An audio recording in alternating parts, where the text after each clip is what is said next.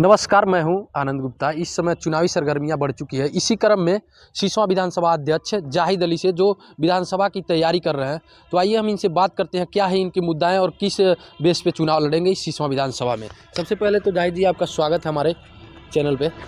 बहुत बहुत धन्यवाद। पहली बार आपके चैनल पे मुझे बोलने का मौका मिला। मेरा नाम जाहिद अली है। मैं आम आदमी पार्टी का सिसवा का विधानसभा अध्यक्ष हूँ और इस क्षेत्र में लगातार जनता के लिए मैं संघर्ष करता हूँ। तो सबसे पहले ये तराई का क्षेत्र है, बॉर्डर से लगा हुआ ग्राम ये विधानसभा है कि पूरा महाराजगंज जिला ही पिछड़ा श्रेणी में आता है। तो आप ऐसे में पिछड़े विधानसभा के लिए क्या विशेष मुद्दाएं हैं आपके पास, किन मुद्दाओं को लेकर आप चुनाव लड़ेंगे? अब देखिए, लोकल में तो बहुत समस्याएं हैं। सबसे बड़ा इस क्षेत्र की समस्या है जो किसानों का गन्ना मूल्य का आज तक भुगतान नहीं हुआ। चाहे बसपा की सरकार हो, चाहे सपा की सरकार हो, चाहे भाजपा की सरकार हो, जब भी सरकार बनती है लोग कहते हैं किसानों का बकाया गन्ना मूल्य का भुगतान हो जाएगा, लेकिन आज तक किसानों का जो है बकाया मूल्य का भुगतान नहीं किया गया। दूसरी समस्या है, हम लोग का क्षेत्र जो है नेपाल बॉर्डर से लगता है। नेपाल और भारत से रोटी बेटी का रिश्ता है। इस क्षेत्र की सड़कें जो एकदम क्षतिग्रस्त हैं। आप घूम के देखते होंगे, क्षेत्र की सड़कें एकदम क्षतिग्रस्त है। जहाँ जहाँ पुल और पुलिया बने हैं उनका अप्रोच एकदम टूट गया है, पुल पुलिया एकदम ध्वस्त हो गए। इस क्षेत्र में आधार कार्ड की समस्या, लोगों का नया आधार कार्ड नहीं बन रहा। इस क्षेत्र में आज गांव में चले जाइए, तमाम गरीबों के पास शौचालय नहीं है, तमाम गरीबों के पास आवास नहीं है, राशन कार्ड नहीं है, लोगों के पास पेंशन नहीं बना है, लोग एकदम परेशान हैं। लोगों का स्वास्थ्य कार्ड नहीं बना है, पैसे के अभाव में गरीबों का इलाज नहीं हो पा रहा। क्षेत्र की बहुत बड़ी समस्या है। लोगों का जो ये सबसे बड़ी समस्या बेरोजगारी का जो है, जो नौजवान पढ़ लिख करके पलायन कर रहे हैं, घूम रहे हैं विदेशों में जा कर के जो है नौकरी के तलाश में बाहर जा कर के, लेकिन बेरोजगारी से परेशान है उनको। क्षेत्रीय विधायक तो कहते हैं कि हम हर प्रकार स्वास्थ्य, शिक्षा, सारी चीजें व्यवस्था, रोड सड़क हमने बनवा रखा है। आप कह रहे हैं कि कोई विकास नहीं किया गया है यहाँ विधानसभा में। देखिए, अब विधायक जी की बात अगर कह रहे हैं तो जो विधायक के प्रतिनिधि हैं उनके दरवाजे पे जो है कम से कम 2 फुट गड्ढा है। जब बरसात आता है तो उनके दरवाजे पे 2 फुट पानी जो है लग जाता है। कौन है प्रतिनिधि? प्रतिनिधि जितेंद्र पाल सिंह। अच्छा। अब वर्तमान समय में चलिए, उनके दरवाजे पे 2 फुट कम से कम गड्ढा होगा। उनके दरवाजे पे 2 फुट पानी लगा जाता है। वहाँ की सड़कें जो है क्षतिग्रस्त है। पूरे सिसवा विधानसभा के अंदर एक भी मुझे सड़क बता दीजिए जो सड़क क्षतिग्रस्त न हो, जितने पुल पुलिया क्षतिग्रस्त न हो। और विकास की बात, कहाँ विकास हुआ? निचलौल में किसान डिग्री कॉलेज के नाम पे लगभग निचलौल ग्राम सभा की आप शौचालय कह रहे हैं कि शौचालय नहीं है, तो लगभग निचलौल ब्लॉक की ग्राम सभाएं ओडीएफ घोषित हो चुकी हैं। आप कह रहे हैं कि शौचालय की दुर्व्यवस्था है, तो अन्य चीजों की। तो ये ओडीएफ जब घोषित हो गई तो इसका जिम्मेदार कौन है? जो सरकार में जो मलाई काट रहा है, जो शासन सत्ता में वो जवाब देगा। उसकी जिम्मेदारी बनती है कि जब गरीबों को शौचालय नहीं बना, आवास नहीं मिला, तो कैसे ओडीएफ घोषित हो गया, ये उनकी जिम्मेदारी है। कुछ लोगों को दे करके अपने चहेतों को थोड़ा बहुत मिला करके कोटा पूरा करके और गरीबों को सरकारी योजना से वंचित कर देना, इसका जब जिम्मेदार हम हैं, हम तो विपक्ष के हैं। तो योगी सरकार तो जीरो टॉलरेंस पे काम कर रही है, आप इतना बड़ा आरोप लगा रहे हैं। नहीं नहीं, देखिए, आरोप नहीं। अभी निचलौल में किसान डिग्री कॉलेज के नाम से जमीन है, आज तक जो है किसान डिग्री कॉलेज नहीं बन पाया। दूसरी बात, आपने विधायक जी की बात कही। अभी देखिए, सिसवा विधानसभा के अंदर तमाम थाने द्वारा, पुलिस द्वारा जुल्म ज्यादती की घटनाएं जो है सामने आती है। पुलिस द्वारा निर्दोषों को फर्जी मुकदमे में फंसाया जाता है। कोई बोलने वाला नहीं है, चाहे शासन सत्ता का नेता हो, चाहे विपक्ष का नेता हो, कोई बोलने वाला नहीं है और गरीबों को इंसाफ मिलने वाला नहीं है सर। तो आप आखिर कैसे विकास करेंगे? तो आप भी विधायक बन जाएंगे तो आप भी यही करेंगे?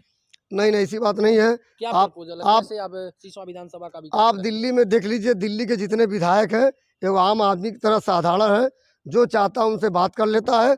आम आदमी पार्टी के, अगर पार्टी यहाँ सरकार बनाती है या आम आदमी पार्टी से जो भी विधायक का चुनाव प्रत्याशी जीतता है या चुनाव लड़ता है, वो अन्य पार्टी के नेताओं की तरह नहीं होगा। वो ईमानदार होगा और काम करेगा ज़मीन पे। जो आम आदमी पार्टी का जो विकास का मॉडल है, उस मॉडल पे वो काम करेगा। यहाँ निचलौल में एक बस डिपो है जो इस समय फिलहाल महाराजगंज के नाम से हो चुका है, तो उसके लिए आम आदमी पार्टी की आगे अगर चुनाव में आती है, चुनाव जीत जाती है, तो क्या कैसे उसका उद्दीर्ण करेगी? देखिए, बस डिपो के प्रकरण में कई बार अखबारों को जो बयान दिया गया, कई अखबारों ने इस मामले को उठाया, सवाल पूछा था, सवाल का जवाब दिया गया था कि निचलौल में बस डिपो था, उसे उठाकर महाराजगंज कर दिया गया। तो कोशिश जारी है कि वो बस डिपो जो है दोबारा जो है निचलौल में पुनः स्थापित हो, इसके लिए संघर्ष चल रही है। देखिए जो मधवलिया गौसदन, पहली बात तो सुन लीजिए, ओड़वलिया से मधवलिया गौसदन जाने तक का जो मुख्य मार्ग है उसमें बीच में एक पुलिया पड़ती है।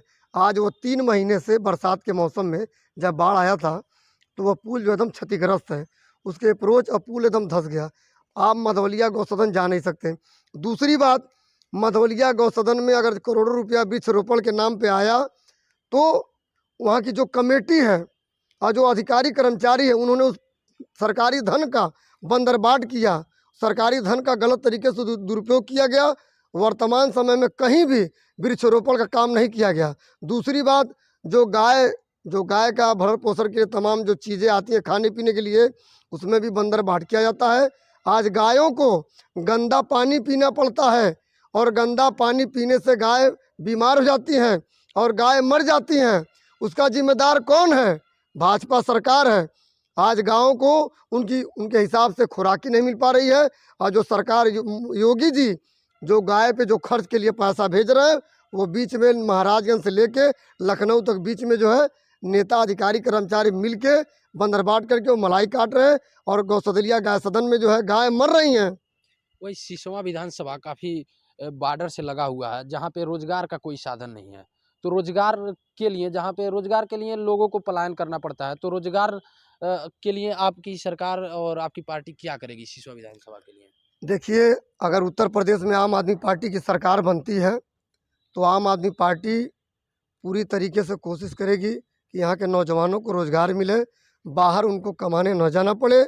आम आदमी पार्टी जगह देख करके अगर कारखाना या फैक्ट्री बैठाने की बात होगी तो पार्टी बैठाएगी ताकि लोगों को रोज़गार दिया जा सके ज़्यादा से ज़्यादा, ताकि नौजवानों को बाहर कमाने न जाना पड़े। शिक्षा की बात कर लें, क्योंकि अगर शिक्षा बेहतर होगी तो हमारा भविष्य उज्जवल होगा। तो शिक्षा के लिए आपकी पार्टी क्या करेगी? देखिए, सबसे पहले अगर आम आदमी पार्टी की सरकार बनती है तो जितने सरकारी स्कूल हैं वो ठीक हो जाएंगे। जितने अध्यापक हैं वो बच्चों को अच्छी तरीके से पढ़ाना शुरू कर देंगे। जो भी विद्यालयों में शौचालय क्षतिग्रस्त है, दीवार क्षतिग्रस्त है, बच्चों के लिए खेल की व्यवस्था नहीं, खेल की व्यवस्था होगी। जो सरकारी हैंडपैप क्षतिग्रस्त है, जो खिड़की दरवाजे कुर्सी मेज की व्यवस्था नहीं है, वो होगी। और शिक्षा को एक नंबर दुरुस्त किया जाएगा। उस सरकारी विद्यालयों को इस तरह से बनाया जाएगा ताकि उनके आगे प्राइवेट विद्यालय फेल हो जाएंगे। आपने दिल्ली में देखा होगा, दिल्ली के सरकारी विद्यालय चमक रहे हैं।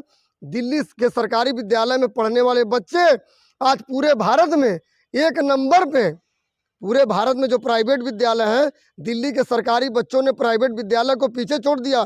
पूरे भारत में एक नंबर पे टॉप पे आए हैं, चाहे ITI में हो चाहे किसी भी क्षेत्र में हो, दिल्ली के सरकारी बच्चे एक नंबर पे। वो शिक्षा का देन है। हम शिक्षा में बदलाव लाएंगे, शिक्षा में क्रांति लाएंगे, क्योंकि बच्चे इस देश के भविष्य हैं। बच्चे पढ़ेंगे तभी आगे बढ़ेंगे। यहीं पे ठूठीवारी एक निचलौल ब्लॉक का सबसे बड़ा ग्राम सभा है और वो कई सालों से मांग होता आ रहा है कि निचलौल इसको नगर पंचायत में घोषित किया जाए। तो उसके लिए आपकी क्या योजनाएं रहेंगी? देखिए, शासनादेश है कि जिस गांव की आबादी अगर 10,000 हो जाती है तो उसे नगर पंचायत घोषित कर दिया जाता है। अभी ठूठीवारी की आबादी जो है 10,000 नहीं हुआ है। जिस दिन अगर ठूठीवारी की आबादी 10,000 होगी वो नगर पंचायत घोषित हो जाएगा और तब तक तो आम आदमी पार्टी की सरकार बन जाएगी। ठूठीवारी के लोगों के लिए हम लोगों का समर्थन सहयोग उनके साथ है। जब भी ठूठीवारी के लोगों को हम लोगों की जरूरत पड़ेगी हम उनके लिए धरना प्रदर्शन आंदोलन करने के लिए बाध्य होंगे। ठूठीवारी आज नहीं तो कल वो नगर पंचायत हो जाएगा और ठूठीवारी को नगर पंचायत होना चाहिए, क्योंकि ठूठीवारी अब कोई गांव नहीं रह गया, अब वो शहर लेवल में आ गया। ठूठीवारी को नगर पंचायत घोषित करना चाहिए। आपके चैनल से मैं सरकार से मांग करता हूँ। एक यही सिसवा विधानसभा भी है और सिसवा में तहसील को लेकर आए दिन मांग उठती रहती है। तो तहसील को लेकर आपकी क्या रणनीति है और कैसे उसको आप डेवलप कराएंगे? देखिए, महाराजगंज जिले में 5 विधानसभा हैं, 4 विधानसभाओं में तहसील बना है। महाराजगंज में, नौतनवा में, फरिंदा में, निचलौल में। पनियरा में तहसील नहीं बना। पनियरा के लोग लगातार तहसील बनाने के लिए संघर्ष आंदोलन धरना प्रदर्शन कर रहे हैं, चाहे बसपा की सरकार हो, सपा की सरकार हो, वर्तमान समय में भाजपा की सरकार हो। पनियरा में तहसील नहीं है, जबकि पनियरा के साथ तो सौतेला व्यवहार किया जा रहा है। आप बताइए, जिस विधानसभा में तहसील नहीं है, पहले तहसील वहाँ बनना चाहिए। सिसवा विधानसभा में निचलौल में तहसील है, चूंकि निचलौल में तहसील है इसलिए सिसवा को विधानसभा बनाया गया। तो सबसे पहले पनियरा में तहसील बने, फिर जो है सिसवा में तहसील अगर बनती है तो ठीक है। तो आप सिसवा विधानसभा अध्यक्ष हैं और सिसवा के लोगों को तहसील बनाने की मांग है और आप पनियरा चले जा रहे हैं।